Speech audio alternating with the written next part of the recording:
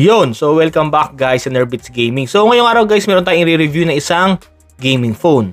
Pero bukod sa gaming, may iba rin naman tong features pagdating sa camera. So mamaya pakita ko sa inyo guys kung anong meron or kung kamusta yung camera nito. Pero syempre bago tayo mag-start guys, kung bago ka lang sa ating channel, baka pwedeng paklik ng subscribe button. Click mo na rin po yung notification bell para sa ating latest video. So tara guys, review na natin.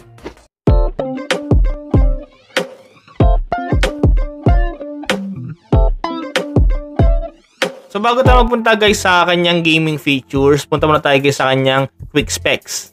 So unahin natin guys sa may size niya, no. So ang gaming phone na to is 6.92 inches. Pero siyang 81.9% screen to body ratio. So maganda dito guys kasi kung talagang gaming nga hanap nyo, ito guys, kasi ang laki ng screen nito. Ito na po yung pinakamalaking cellphone, smartphone or gaming phone na nahawakan ko, 6.92 inches. So yung itsura niya guys na iba sa mga pangkaraniwan na smartphone. Hindi siya yung kagaya ng mga ibang phone na full screen tapos may camera sa harapan. So ito siya guys, may bezel. Kasi ano siya, para lahat po ng games is pag naglaro po kayo, automatic full screen siya. Wala siyang natitirang mga camera cutout. Tapos sa screen niya guys, naka-AMOLED din to, no? So syempre, advantage nito guys, mas malinaw yung AMOLED compare sa mga LCD, IPS. Mas buhay po yung kulay. So mas maganda to pag naglaro po kayo ng mga games. So mas ma-appreciate natin yung ating game kasi malinaw po yung ating screen, AMOLED. So pagdating naman guys sa internal storage, this is 256GB tapos 12GB RAM. Tapos hindi na siya expandable, which is common na rin naman ngayon sa mga bagong smartphone or gaming phone. Tapos sa camera niya guys, meron po siyang dual camera setup. Main camera is 64 megapixel. Tapos meron po siyang 13MP na ultra wide. Tapos kaya itong mag video guys ng 1080p hanggang 60fps up to 240fps. Tapos sa 4K, kaya niya ng 30 up to 60 fps. Sa 8K, kaya niya rin guys, pero ano lang siya, 24 fps. Tapos meron po tayong single camera sa harapan which is 16 megapixel. Tapos meron po tayong loudspeaker na dual front speaker guys. Sobrang lakas nito guys, as in, naiiba siya sa mga common na smartphone. Bilang gaming phone, so mas may enjoy mo rin guys yung gaming. For example, mahilig ka maglaro ng mga FPS game, NBA, so mas ma-appreciate mo, mas mag-enjoy ka kasi nga sobrang lakas guys ng speaker nito. Sa battery naman guys, meron po tayong 5,600 mAh which is mataas na, no? Para sa isang gaming phone kasi diba usually mga battery ngayon which is 4,500, 5,000. So ito guys, since malaki yung screen niya, so mas maganda syempre kung mas malaki yung battery. So meron po tayong 5,600 mAh dito. Tapos maganda rito guys yung kanyang charging, meron po siyang 68 watts super fast charging. So pwede siya makapuno ng 100% ng 35 minutes lang. Tapos ang smartphone na to guys is medyo may kabigatan. Meron po siyang 252 grams. Talagang mapapansin mo talaga guys yung kanyang bigat pag ginagamit mo kasi meron din ako isang smartphone na Samsung. So yun, magaan. Talagang doon ko na pagkumpara guys yung bigat ng smartphone. So kapag naka Samsung ko, gamit ko yung isa yung S20 Ultra. Ito yung pinangkakamera ko guys. Magaan lang siya. Kumpara dito sa ating gaming phone na to, talagang medyo mabigat talaga siya. Tapos ang gaming phone na to is meron po siyang built-in na 2 cooling fans. Tapos meron siyang RGB sa likod guys na pwede nyo customize. So purpose nito, syempre pag naglaro ka, so ano siya, kumbaga aesthetic, kumbaga dagdag pogi point sa isang gaming phone. So syempre, pag usapang gaming matic guys, diba, nandiyan yung mga RGB. So ito, meron siyang ganon sa likod. Pwede mo siyang i-turn on, pwede mo na siyang i-turn off. Tapos meron siyang 4 ultrasonic gaming trigger. So ano to guys, maganda to pag laro ng mga COD. So meron siyang built-in na mga trigger sa ibabaw which is wala sa ibang mga ordinary na smartphone. So sa gaming naman guys, na-try ko na po ito sa NBA. Sobrang smooth. ML, COD, kayang-kaya. Halos lahat guys sa mga games sa Play Store na available na pwede mong ilagay dito ng mga heavy graphics, kayang-kanyang i-handle since Snapdragon 8 Gen 1 po ito. Ito yung second to the latest na labas ng Snapdragon. Kasi guys, ngayon diba, latest ngayon Snapdragon 8 Gen 2. So this is 8 Gen 1. So latest na latest pa rin naman guys. So sa gaming walang problema. So tatry natin siya guys sa hindi masyado na-try ng mga games, which is yung Egenes Emulator. Emulator to guys para sa sa Switch. Yung mga laro sa Switch, kaya niyang i-handle. Pero hindi lahat syempre Pero kumbaga, ito yung isa sa batayan or sukatan kung kaya niyang mag-handle ng mga heavy emulators kagaya ng mga PSP emulator, try natin. Tsaka dun sa Egenes Emulator kung kaya niyang i-handle yung mga laro sa Switch. Kung mapapatakbo niya ng smooth at walang problema. So try natin. Yun, so tara guys, try po natin sa gaming itong ating Lenovo Legion Y90. So meron po siyang built-in na game launcher, which is ito yung Legion Realm. Yun, lakas no? So ito yung kanyang ano guys, yung pinaka-game ano niya, launcher, Legion Realm. So nandiyan po lahat guys mga games natin. Tapos, dyan guys, pag sinwipe mo siyang ganyan, so nandiyan po yung additional features niya for gaming. So dito guys, ayan po yung mga nakalagay, no. Ito po, meron siyang ano guys, yun sa mga wifi natin, data, floating display, turbo fan.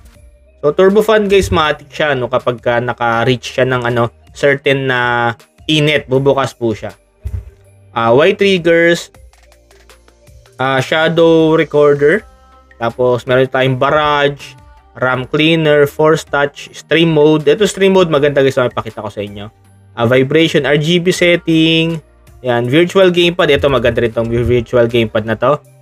Non-notification, WeChat, screen recording, visual plus, tapos bypass charge, no calls, screenshot, hindi ko alam kung ano yung QQ, parang application yan eh. Voice change, no miss touch acceleration, GPU panel at some more.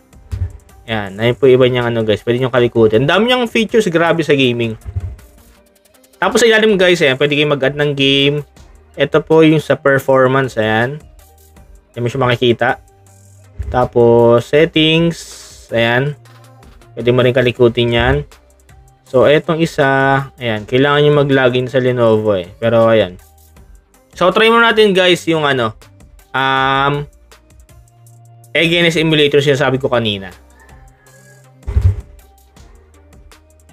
So itong against guys, offline naman to, pero kailangan nyo ng ano sa umpisa, Wi-Fi or data para mag-open yung game. Pag open na yung game, pwede nyo nang i-off yung inyong Wi-Fi or data. So ito guys yung mga nalagay ko na mga game from Switch, no?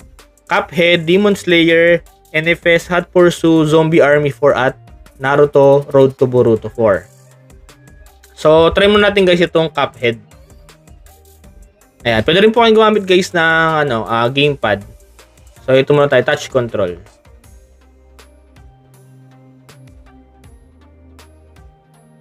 And guys, pagka lumabas na guys yung FPS, tumatakbo na siya, pwede na siyang i-offline. Pero sa ngayon, naglo-loading pa lang, kailangan nyo ng wifi. Kasi kung wala yung wifi or data, hindi siya bubukas. So baka may kanta off muna natin music, baka makapiright tayo. So ayan guys. Tapos yan, press LNR button. Lakas no? Grabe.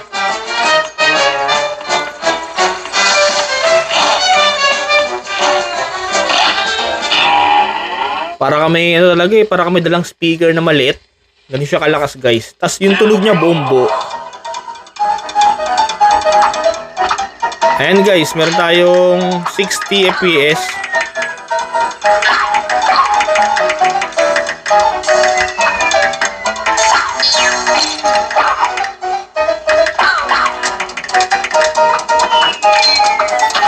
Medyo mahirap nga lang pag walang gamepad.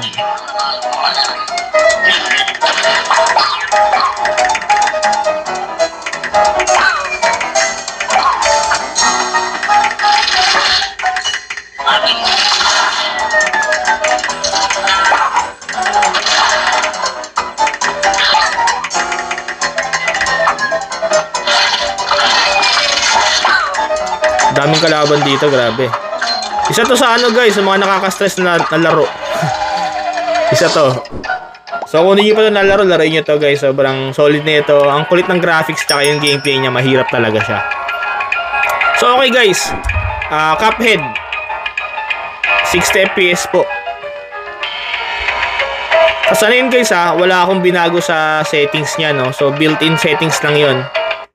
So built-in settings lang po yun ng Egenes, wala po akong binabago. So ganun kaganda si Agent 1, no? So try natin guys, Demon Slayer. Demon Slayer. And guys, lakas. Gumana naman siya guys, no? Diba? So start game tayo.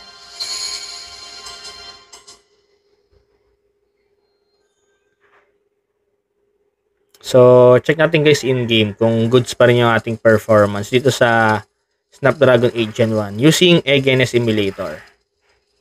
Skip. Ito guys, maganda. 29 FPS pa rin tayo.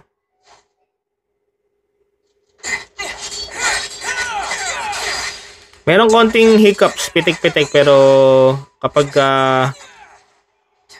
nagtuloy-tuloy ng laro, smooth na siya, no? Lock na siya guys, 30 FPS. So 30 FPS guys, sobrang ano na yan. Goods na yan sa ano. Pagdating sa performance. Smooth na yan.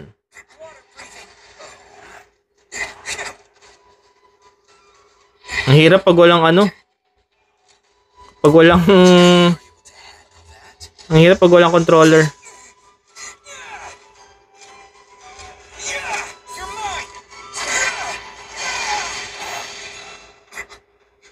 So that's your plan. Your legs. Don't even that. To use the skills Urokodaki taught me to take down Sabito.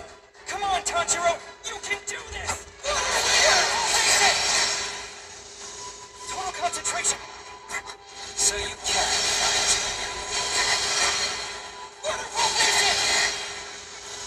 Water breathing. You have good control.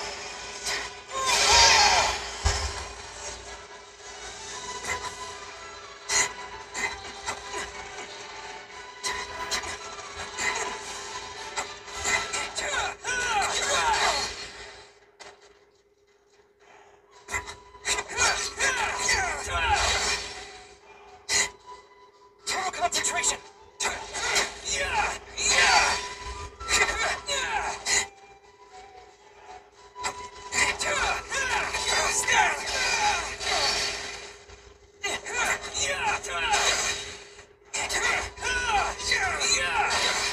Ayun, medyo bumagsak yung ating FPS dun sa part 9. Pero bumabalik naman siya guys, 30 FPS.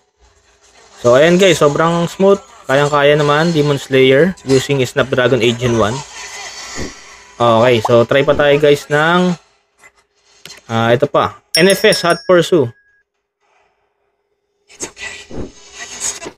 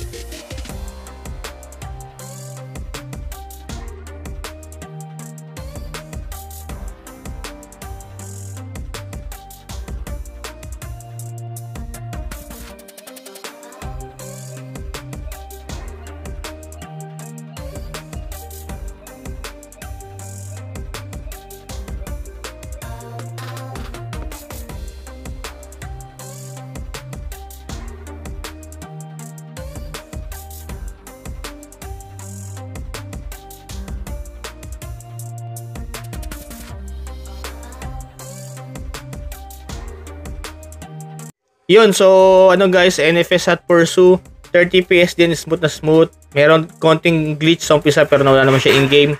Solid, smooth na smooth guys, NFS Hot Pursuit. Next natin guys, Zombie Army 4. Zombie Army 4.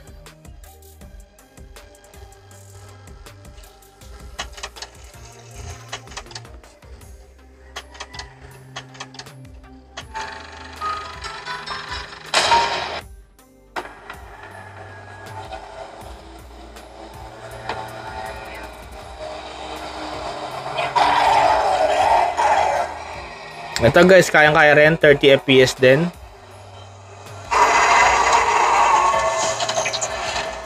Still nothing from the base, huh?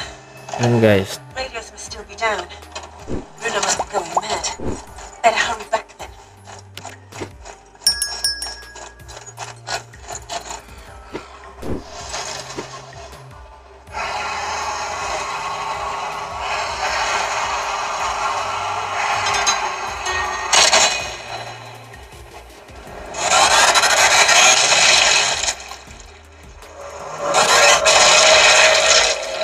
Agusan guys. So ayan guys, Zombie Army 4. Smooth na smooth din, kayang-kaya. Medyo mahirap lang rin pag walang gamepad guys.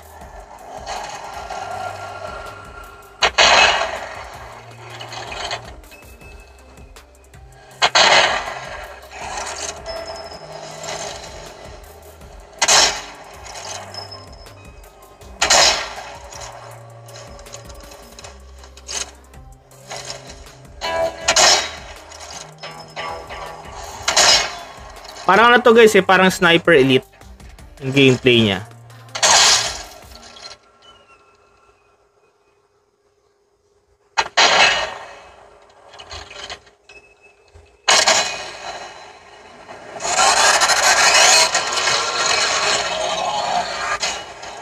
Yun, so Zombie Army 4 guys, kayang-kaya naman. 30 FPS din guys. Next natin yung ating last, ito, Naruto Ultimate Ninja Storm 4 Road to Boruto.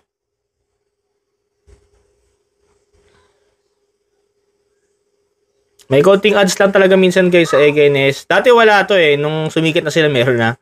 So X natin. So ganun siya guys kung gamit kayo ng EGNS Simulator, online sa simula. Tapos pag in-game na, pwede nang i-off yung inyong Wi-Fi or data. And then, yun nga pala, syempre, kailangan nyo rito guys ng Snapdragon 865 yung minimum. So, kapag hindi ka naka-Snapdragon 865, hindi ito under sa'yo guys. So, ito guys, sa Naruto, may ganyan siyang glitch pero na-aalis yan. So, gawin mo lang, other settings. Ito pala. Sa performance settings, ito, dock mode. Ayun. Yan, mawala na siya. So, hindi siya basta-basta guys, kayang patakbuhin kahit sa mga guys, mid-range phone Usually talaga guys, kailangan talaga Snapdragon 865 pataas. So, kung mga MediaTek ang inyong hindi to gagana. Ayan guys. Ayan, Road to Boruto, 30 FPS din guys. So, kayang-kaya dito guys kay Lenovo Legion Y90. And guys, free battle.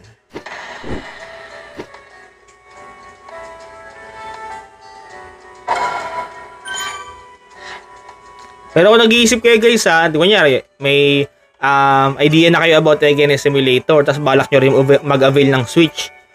Tapos kunyari, pinag-iisipan nyo kung bibili na kayo ng gaming phone kaysa mag-switch kayo. Para sa akin, mag-switch pa rin kayo guys. Huwag kayong bibili ng gaming phone para lang makapag-EGNS Simulator kasi hindi lahat kayang laruin dito guys. For example, Toki 24 hindi kaya. Mangilan-ngilan yung mga kayang patakbuhin guys ng 30 FPS, and then yun nga, kailangan mo ng gaming phone. So kung hindi ka naka-gaming phone, ayun, di siya tatakbo. So kung balak mo guys, ang gawin mo, kung meron ka namang okay na smartphone ngayon, bili ka na lang ng sa akin ng Nintendo Switch. Kasi Nintendo Switch sobrang smooth, lahat kayang patakbuhin, walang problema, walang hassle. Plug and play. So ito kasi minsan sa EGNS Simulator may mga glitch na kailangan ka pang ayusin. Nakaka-stress lang din. Dati kasi nung wala pa akong Switch guys, dito on kalaro ng mga EGNS Simulator. Pero yun nga, matrabaho, maraming kailangan ayusin, tapos kailangan pa ng Wi-Fi sa simula, tapos ibang games nagko-force close, nag-hang. So kagaya na ito, mangilan-ngilan pa lang guys yung mga kayang laruin ng smooth talaga.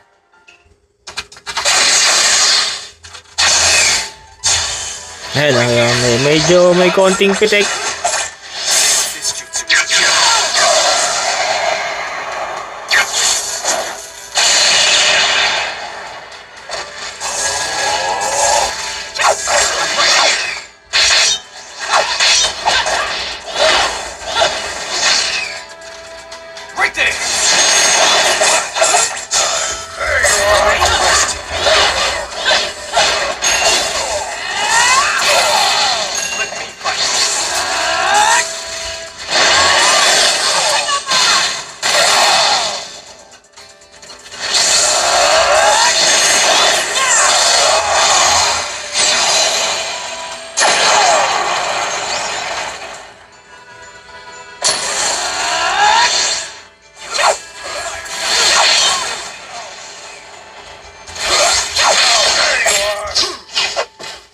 Ayan guys, so smooth naman siya guys, playable. Yun nga lang, minsan talaga nag-frame drop. Nagiging 25 FPS. Hindi siya kagaya ng mga nauna na lock talaga ng 30 FPS. So ito Naruto. Pero overall, playable na playable guys. Yun nga lang talaga, makakaramdam ka talaga ng mga pitik or ano, FPS drop.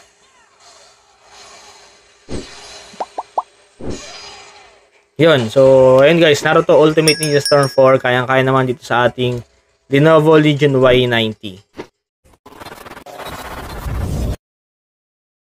Yun, so dyan po natatapos guys ang ating review ng ating bagong gaming phone na si Lenovo Legion Y90. So kung interesado kayo guys, mag-avail nito, available to marami sa market din kasi sa online bihira na lang. So sa gaming mga boys, goods na goods, walang problema, napaka-smooth, napaka-playable, halos lahat ng mga games, especially sa Egenes Simulator. Sa camera, pwede na, yung main camera goods pero yung front hindi masyado. Tapos yung screen, malinaw. Ang pinaka hindi ko lang nagustuhan dito sa gaming phone na to is medyo mabigat talaga siya. Pag matagal mo na siyang gamit, talagang nakakangalay. Pero bukod doon, overall goods naman. Pero kung mag-avail kayo nito para sa Egenes Emulator or para makapaglaro kayo ng Nintendo Switch dito, so hindi ko sinasuggest yung kasi medyo hindi siya ganun ka-stable. Yung ibang games hindi gumagana, ibang games nagka-force close. Especially in B2K24 hindi niya kaya. Mga ano lang, ilang games lang yung kaya niya ng 30 FPS. Yung iba kaya lang mababa yung FPS. Medyo nakaka-stress kasi kailangan pang i-setup. Marami ka pang kailangan gawin bago makalaro. So para makapaglaro ka guys ng Nintendo Switch na smooth, so mag-avail ka na lang sa akin ng Switch. Meron tayong Switch Lite, V2, pati Switch OLED. Kasi dito wala ka nang paproblemahin, plug and play na lang, free games pa. Yun, so dyan ko muna tapusin guys ang ating video ngayong araw. Maraming salamat sa panonood mga kuys at kung hindi pa nakasubscribe, please like, share, and subscribe para mas marami pa tayong videos na abangan. God bless mga sir and peace!